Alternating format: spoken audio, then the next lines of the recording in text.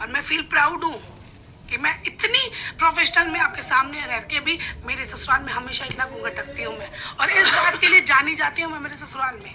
लेकिन इसका मतलब ये नहीं है कि मैं ससुराल में घूंघट रखूँ तो मैं फिर गुड़गांव में आके या कोई पार्टी पब में जा रही हूँ तो वहां पे मैं साड़ी सूट पहनूं। ये कैसी बात हो गई यार, ये कैसी बात हो गई। और मैंने जो कमेंट किए मैंने वहां भी ये भी लिखा कि चलो मैं उनको कभी ना कभी जिस दिन भी मुझे लगा कि ये यार वास्तव में बात जानना चाहती है, मैं उनके पैनल पे ही उनको क्लियर करूंगा जरूर। मैडम लगी उठा के भाई साहब, ओ मुझे टारगेट कर रही है ये वो। एक दिन हो गया, दूसरे तीसरे दिन मैंने अर्पिता बहन के वहां कोई कमेंट कर दिया ऐसे कि बहन हम तो तुम्हारे साथ जीवन भर रहेंगे, बैलगाड़ी मेरे लिए जिंदाबाद थी, जिंदाबाद है और जिंदाबाद। इन्होंने ही सारे प्रूफ दिए हैं। किस चीज के प्रूफ भाई? और जब मैंने दिया तो आपके पास क्यों नहीं? आप तो बहुत जी तोड़ कोशिश कर रही हैं। आप जिस तरह पेठूसी बोल रही हैं, आप जिस तरह मेरे परिवार में घुस रही है ना, मैं आपको बता दूं आपकी टांगे है ना आधी कब्र में लटकी हुई है ना। जो बचा है ना जीवन वो राम का नाम लेके जी लो, और याद रखना भाषा इससे बढ़िया और आएगी आपके लिए। अब मैं बता दूं वो विशेष तौर से उस दिन का गुस्सा आपके लिए था। रावण की हंसी मत ऐसा करो, बात जब सीरियस हो ना सीरियस किया करो। कल सौरभ जी ने कितनी बढ़िया से बात कही, वही बात है भैया। मैटर 2 महीने पहले खत्म हो गया, अब कौन सा रिएक्शन लेके बैठी उस मैटर पे? इस बात का जवाब दो। क्या दीप्ति ने बोला? दीप्ति ने बोला, दीप्ति से पूछो, ला के दो प्रूफ। चलो ये भी खत्म करते हैं यार, वो मेरा मोबाइल देना।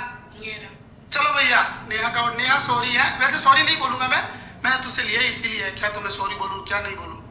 ये देखिए मैंने नेहा को मैसेज भेजा है ना कि नेहा, देखिए आप पढ़ पाएंगे? कैसे पढ़ पाएंगे? नहीं पढ़ पाएंगे, आप पढ़ के सुना दो। देखो मैंने ये ऐसे बोल देता हूँ फिर मैं बोल रहा हूँ। मैंने नेहा को मैसेज भेजा, नेहा मैंने कब आपसे कहा कि आप रिएक्शन चैनल्स को स्ट्राइक दो? मैंने कब आपको दीप्ति के किसी वीडियो या लाइव की लिंक भेजी? 2 सवाल किए मैंने। नेहा का रिप्लाई सुनिए, भैया मैं इस वक्त किसी के संपर्क में नहीं हूँ, ना मेरी आपको लेकर किसी से कोई बात हुई है।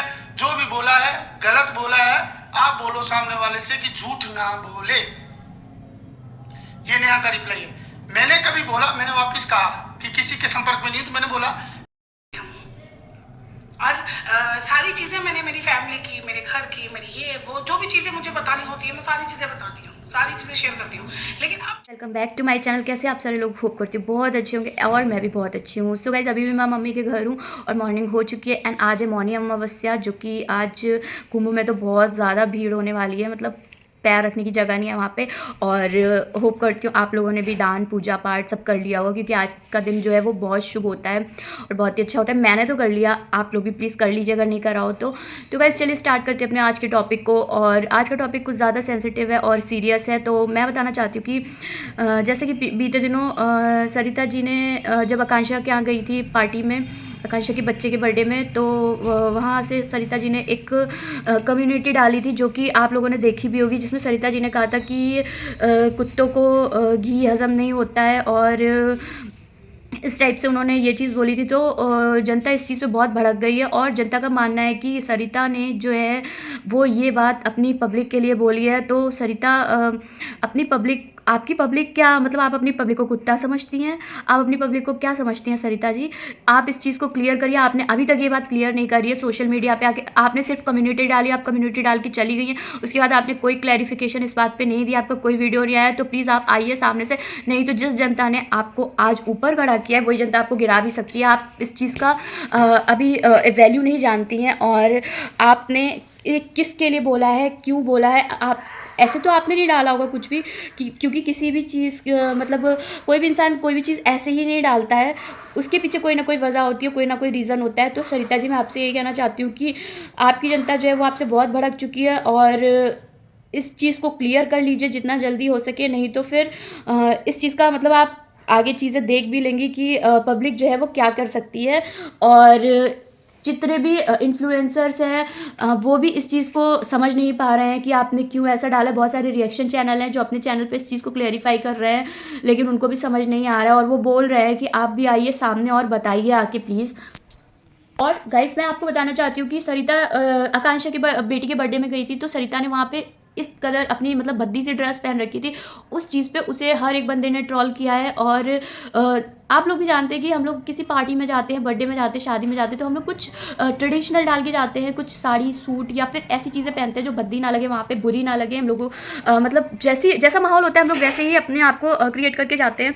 बट वहाँ पे सरिता ने एक बॉडीकॉन ड्रेस डाल रखी थी जो कि बहुत ही भद्दी, बहुत ही गंदी लगी। मैं किसी को बॉडी शेमिंग नहीं कर रही हूँ, बट मैं बता रही हूँ पब्लिक के जो जनता के भी व्यूज़, जनता के भी जो विचार हैं उनको भी रखते हुए और अपना भी ओपिनियन रखते हुए मैं ये चीज़ बता रही हूँ कि सरिता जैसी, मतलब आप लोग देखिए राजस्थान की है, राजस्थान में तो कितना ज़्यादा संस्कार और ये सब अच्छे से रहते हैं वहाँ पे सारे। और सरिता, आकांक्षा, वहाँ पे आकांक्षा की पार्टी में हर किसी ने एक अच्छा ड्रेस डाल रखा था अपने ऊपर, चाहे वो स्वाति हो, चाहे वो आकांक्षा हो, चाहे वो नीतू दीदी हो या मतलब और भी कोई क्रिएटर हो, उन सब ने बहुत अच्छे से अपने आप को ड्रेस्ड अप कर रखा था। बट सरिता पता नहीं कहाँ से कैसे क्या पहन के चली आई, जबकि सरिता को तो कोलैब में कितना कुछ अच्छा अच्छा मिलता है, इवन नहीं भी मिलता होता फिर भी उसकी स्थिति ऐसी नहीं है। तो उन्होंने कुछ अपने आप को ज़्यादा ही हाईलाइट करने की वजह से, अलग दिखने की वजह से गाइस ऐसे कपड़े डाल रखे थे जो कि वो इसके ऊपर बिल्कुल भी अच्छे नहीं लग रहे थे। और अगर आप ऐसा कुछ करोगे, अगर आप जनता को सब कुछ दिखा रही हो, तो फिर जनता आपको कहने के लिए तो नहीं छोड़ेगी।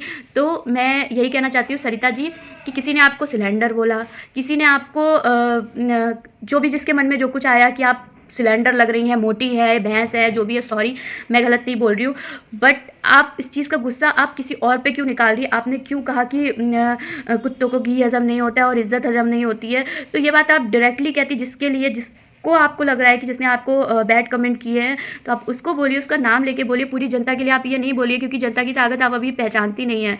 जिस जनता ने आपको बहुत ऊंचा रखा है वो जनता आपको 2 मिनट में गिरा भी सकती है।